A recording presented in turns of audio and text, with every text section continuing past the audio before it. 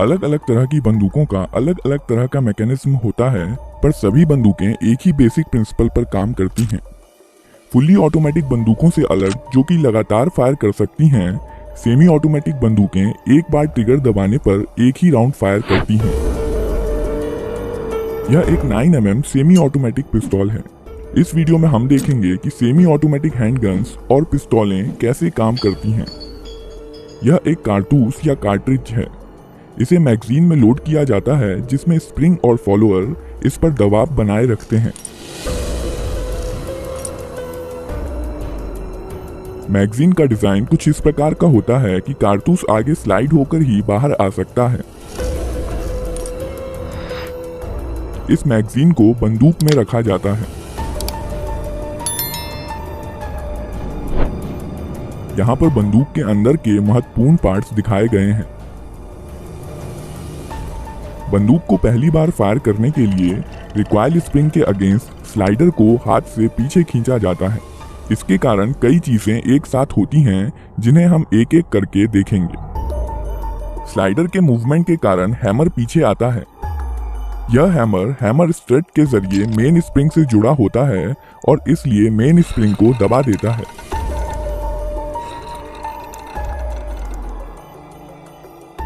यह सीयर है। यह हैमर के मूवमेंट को कंट्रोल करता है। जब स्लाइडर पीछे जाता है, तब सीयर लीफ स्प्रिंग के दबाव में हैमर के साथ एंगेज हो जाता है और हैमर को वापस जाने से रोकता है। जब स्लाइडर को छोड़ दिया जाता है, तब रिकॉइल स्प्रिंग के कारण स्लाइडर अपनी पहले वाली स्थिति में चला जाता है, जबकि हैमर सीयर के कारण अपनी स्थिति में बना रहता है। इस प्रक्रिया को कॉकिंग कहते हैं। जब स्लाइडर पीछे आता है, तो इस पर बने प्रोजेक्शन बैरल को पीछे की ओर धकेलते हैं, जिसके कारण बैरल कुछ नीचे हो जाता है और इसलिए अब इसमें कारतूस आसानी से भरा जा सकता है। जब स्लाइडर वापस लौट रहा होता है, तो यह एक कारतूस बैरल में ले जाता है और बैरल को अपनी पहले वाली स्थिति में धकेल देता है। कारतूस का पिछला हिस्सा एक्सट्रैक्टर में फंस जाता है, जो कि स्लाइडर से जुड़ा होता है। पिस्तौल अब फायर करने के लिए तैयार है। जब ट्रिगर दबाया जाता है, सीयर डिस्कनेक्टर के माध्यम से धकेल दिया जाता है, जिसके कारण यह हैमर से डिसएंगेज हो जाता है। हैमर अब फ्री है और मेन स्प्रिंग के दबाव में यह फायरिंग पिन, जो कि स्लाइडर में फिक्स्ड होती है, से जा टकराता है। बदले में यह फायरिंग पिन कारतूस के प्राइमर पर स्ट्राइक करती है।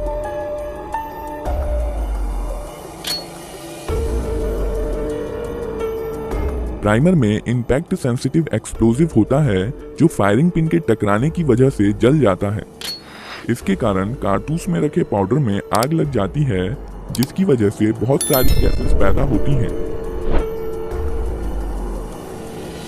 और इस प्रकार बुलेट के पीछे की जगह बेहद हाई प्रेशर गैसों से भर जाती है। इसलिए बुलेट पर पीछे से बल लगता है, जिसके कारण बुलेट बहुत तेज गति के साथ बैरल से बाहर निकलती है। बुलेट के बाहर आ जाने पर यह गैसेस एटमॉस्फेयर में चली जाती हैं और अब यह बुलेट पर कोई बल नहीं लगाती हैं और बुलेट अपने मोमेंटम के कारण आगे बढ़ती जाती है।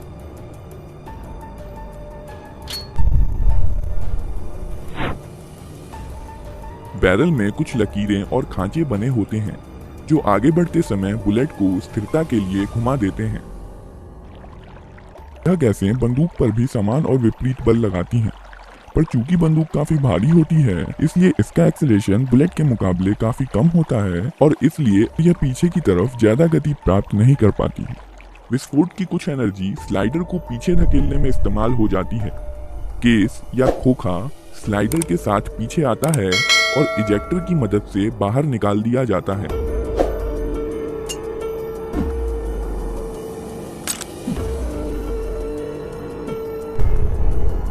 साथ ही साथ स्लाइडर हैमर को पीछे धकेलता है और बंदूक को अपने आप रिलोड भी कर देता है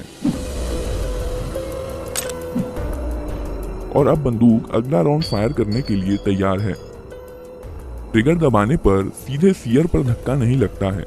सीयर डिस्कनेक्टर की मदद से धकेला जाता है। जब स्लाइडर पीछे की तरफ जाता है, तो इस पर बने स्लॉट की मदद से यह डिस्कनेक्टर को नीचे की तरफ खिसका देता है। अब ट्रिगर और सीयर अलग हो गए हैं और इसलिए ट्रिगर दबे होने पर भी सीयर हैमर के साथ एंगेज हो सकता है। जब ट्रिगर छोड़ दिया जाता है तब डिस्कनेक्टर लीफ स्प्रिंग के दबाव के कारण स्लाइडर के स्लॉट में चला जाता है और अब बंदूक फिर से फायर की जा सकती है। ग्रिप सेफ्टी बंदूक को अपने आप फायर करने से रोकती है। जब बंदूक को हाथ से पकड़ लिया जाता है तभी ट्रिगर डिस्कनेक्टर के जरिए सीयर को मूव कर सकता है।